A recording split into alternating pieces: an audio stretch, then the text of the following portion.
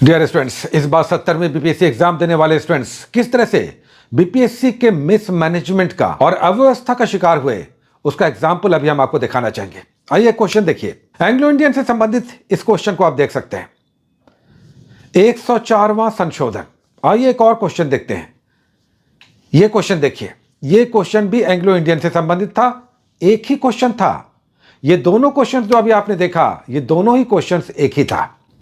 तो अगर आपने एक क्वेश्चन गलत किया इसका, तो दूसरा क्वेश्चन भी आपका गलत हुआ होगा, और अगर आपने एक सही किया होगा तो दूसरा भी सही हुआ होगा, क्योंकि दोनों क्वेश्चंस एक ही है, केवल भाषा अलग है। एक और एग्जांपल आइए देखते हैं। यहां पर देखिए, चॉइस दिया हुआ है जिस तरह से ABCD आप देख सकते हैं, और नीचे चौथा ऑप्शन आप देख सकते हैं क्या लिखा हुआ है, उपर्युक्त में एक से अधिक।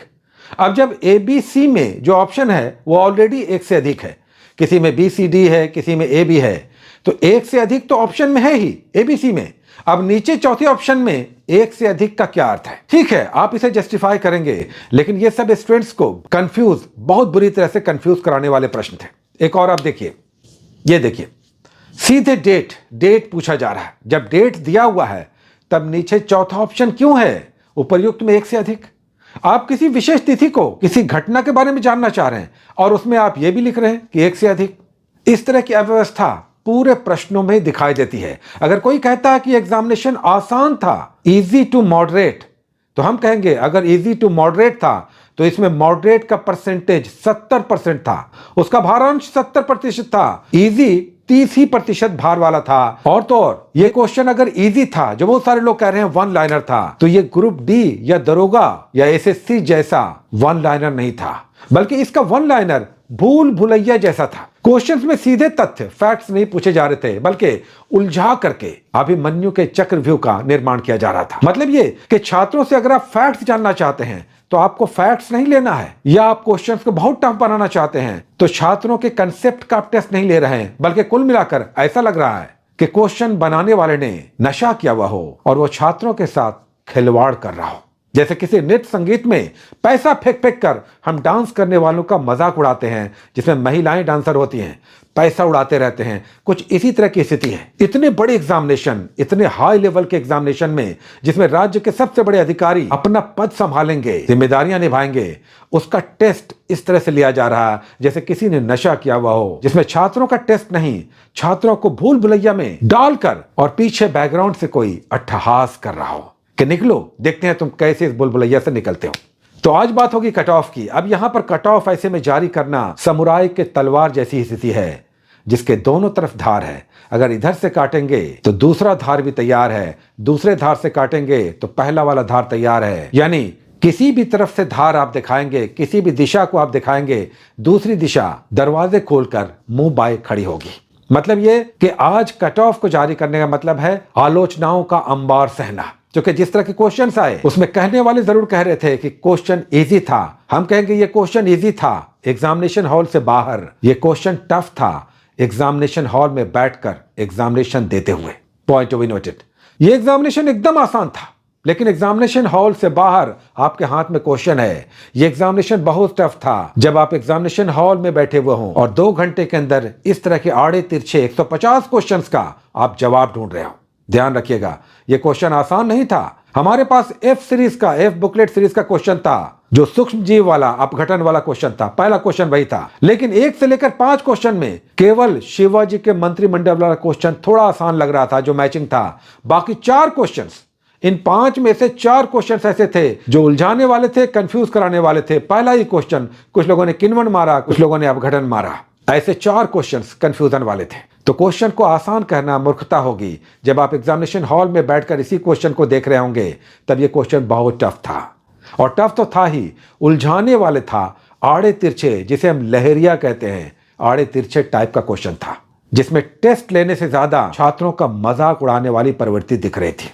चलिए कट ऑफ की बात करते हैं। अगर कट ऑफ की बात करें, फिर भी चूंकि आप सभी का दबाव था और हमारी भी कुछ बातें यहां पर ध्यान निकल कर आ रहा था कि इसमें क्या कट ऑफ हो सकता है, लेकिन हम कट ऑफ नहीं जारी कर रहे थे, और आप सभी के लगातार इंसिस्टेंस पर हमें यहां पर खड़ा होना पड़ा। कट ऑफ सुन लेते हैं। हालांकि कट ऑफ को लेकर छात्रों की राय एकदम अलग होती है, बंट जाती है। जिस छात्र का जैसा स्कोर होता है उसके हिसाब से कट ऑफ वही होता है। अगर किसी ने 85 स्कोर किया होगा तो उसके हिसाब से जनरल कैटेगरी में 85 के आसपास कट ऑफ जाएगा। अगर किसी ने 105 प्लस स्कोर किया होगा तो उस स्टूडेंट के हिसाब से 100 प्लस कट ऑफ जाएगा जनरल कैटेगरी में। लेकिन जो हमने आकलन पिछले सालों को देखकर किया, जिसमें बीच के 68वीं या 69वीं के अप्रत्याशित घटनाक्रम देखने को मिले, जिसमें नेगेटिव आ गया, 5-5 ऑप्शंस रहा, जिसमें कट ऑफ को लेकर बहुत सारे लोगों ने धोबिया पछाड़ देखा। ऐसे में अब ये नया घटनाक्रम 70वीं में कट ऑफ जारी करना दो धारी तलवार चलाना है। आइए देखते हैं हमारे हिसाब से, और हम आपको कह रहे हैं इसी के आसपास आंसर रहेगा। आप देख सकते हैं, मेरा अनुभव कहता है, वैसे अंतिम परिणाम तो आयोग जारी करेगा। मेरे हिसाब से जनरल कैटेगरी में अनरिजर्व में मेल में 95 के अराउंड कट ऑफ जा सकता है, ±2 आप कर सकते हैं। 93 से लेकर 97 के बीच का 95 के आसपास हम अनरिजर्व्ड जनरल कैटेगरी में अपना कट ऑफ देखते हैं। ऐसा क्यों? क्योंकि किसी भी एग्जामिनेशन के कट ऑफ को जारी करते समय 3 बातों पर ध्यान देना होता है। एक, पिछले साल के एग्जाम का ट्रेंड, क्वेश्चन का स्टैंडर्ड स्तर और सीटों की संख्या। इन्हीं 3 पर कट ऑफ जारी होता है। कितनी सीट है, कितने स्टूडेंट्स बैठ रहे हैं, ट्रेंड क्या है और क्वेश्चन का लेवल क्या रहा। उस हिसाब से अगर कुल मिलाकर देखें, नेगेटिव है याद रखिएगा, क्वेश्चन भूल भुलैया है ये भी याद रखिएगा, साथ ही सीटों की संख्या प्रीलिम्स में जैसा लग रहा है लगभग 20,000 के आसपास रिजल्ट आएगा, हमारे हिसाब से 95 के आसपास। अगर महिलाओं की बात करें तो 85 से 86 हमारे हिसाब से महिलाओं का कैटेगरी, जनरल में अनरिजर्व्ड में 85 से 86। और अगर ईडब्ल्यूएस की बात करें 3 से 4 आप कम कर सकते हैं। 95 है तो ईडब्ल्यूएस हमारे हिसाब से 91 के आसपास, +2 -2 इसकी गुंजाइश सदैव रहेगी। लेकिन बीच का स्कोर कहें ईडब्ल्यूएस मेल कैटेगरी में तो 91 हमारे हिसाब से। उसी तरह से एससी एसटी और सारी कैटेगरीज का आप यहां पर लिस्ट देख सकते हैं।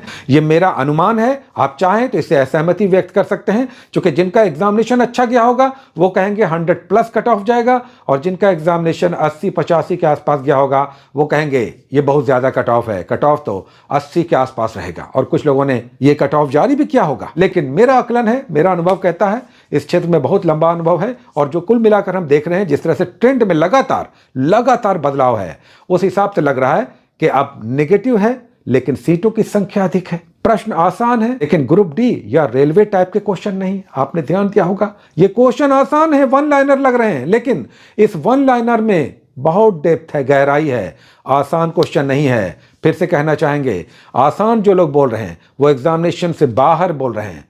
एग्जामिनेशन के अंदर जिन छात्रों ने इस एग्जामिनेशन को दिया है वो इजी टू मॉडरेट कह रहे होंगे, और मॉडरेट का मतलब यहां पर 70% भारांश है मॉडरेट का, यानी अधिकतर क्वेश्चन ये मॉडरेट था। क्वेश्चन 1 लाइनर होते हुए भी ग्रुप डी, रेलवे, एसएससी, सिपाही दरोगा के क्वेश्चंस नहीं थे।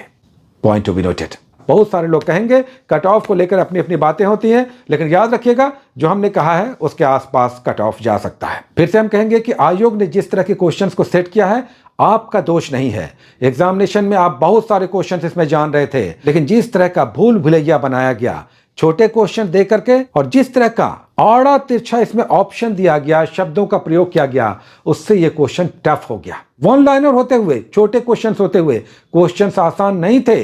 जिन छात्रों ने एग्जामिनेशन हॉल में बैठकर 2 घंटे तक जूझा होगा इस क्वेश्चन के साथ, वो छात्र समझ रहे होंगे कि ये क्वेश्चन एग्जामिनेशन हॉल से 10 की बातें सुनने के बाद, एनालिसिस के बाद जरूर नहीं लगा होगा, पछतावा हो रहा होगा कि और क्वेश्चन बनाते, लेकिन आप और नहीं बना सकते थे। क्वेश्चन आसान नहीं था, क्वेश्चन मॉडरेट था, बल्कि हम कहेंगे कि मॉडरेट में हेजीनेस था, उलझाव था, भूल भुलैया था, आपको घुमा घुमा कर परेशान किया गया था। एनीवे, जो भी मेल कैटेगरी के स्टूडेंट्स हैं, हम कहेंगे अगर आप 91 से 95 के बीच भी हैं तो आपको मेंस की तैयारी में लगना चाहिए।